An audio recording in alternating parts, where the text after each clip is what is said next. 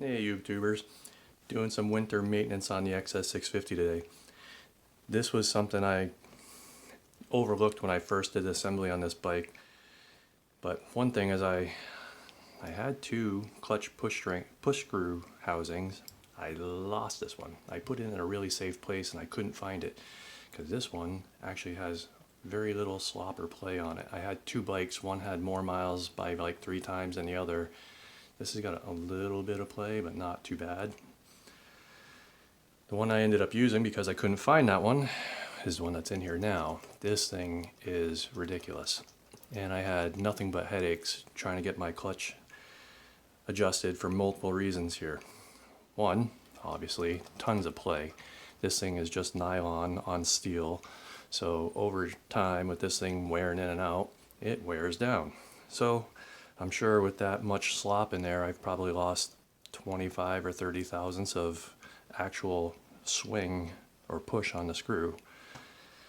My other problem was I orientated this the incorrect way, and this was a very hard lesson to learn. So this is the side that bolts into the housing, your cover. This can be orientated 180 degrees just simply by doing that.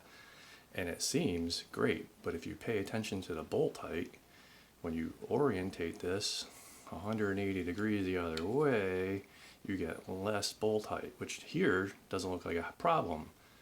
But when you're in the housing and you can't get your wrench on that to make your adjustments because that's your lock nut, this one, I got it adjusted correctly after I figured out I had the main housing 180 degrees off in the case itself.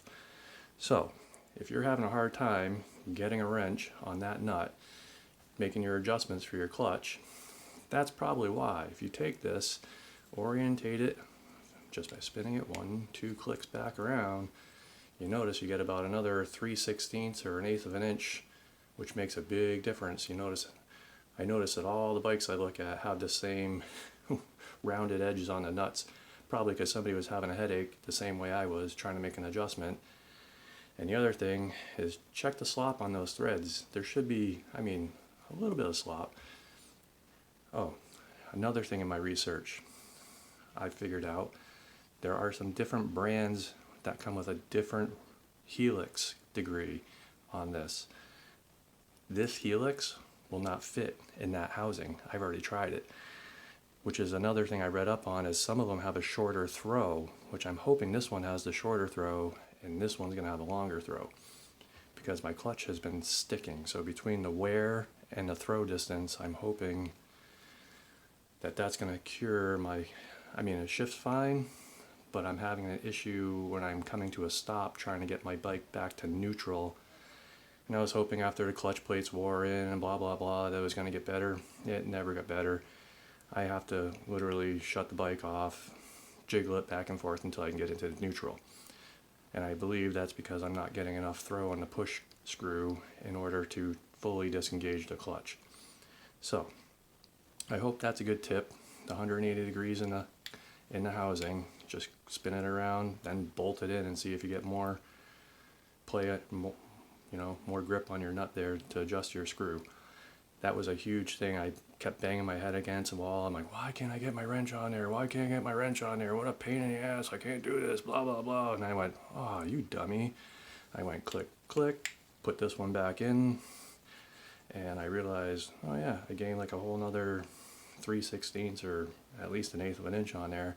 And then I ended up putting a washer behind that too to give me a little bit more because I had plenty of threads on there to hold it. So there's a little tip for that. I'm going to be swapping this one out, and hopefully, because this one's got a lot less slop in it, I'm going to get a little bit better clutch action. Oh, one other quick thing. Might be obvious to some, but you can buy these replacement covers that go on the flip side of this that hide that little wacky nut, and these things are known for, popping out on the road everywhere. Might be obvious to some, but I'm just throwing this out there. These little tabs, you can adjust these. Just take a pair of needle nose and tweak them out a little bit. until you get a nice snug fit in the case. And so far I've been able to hang on to this one for almost 1,000 miles.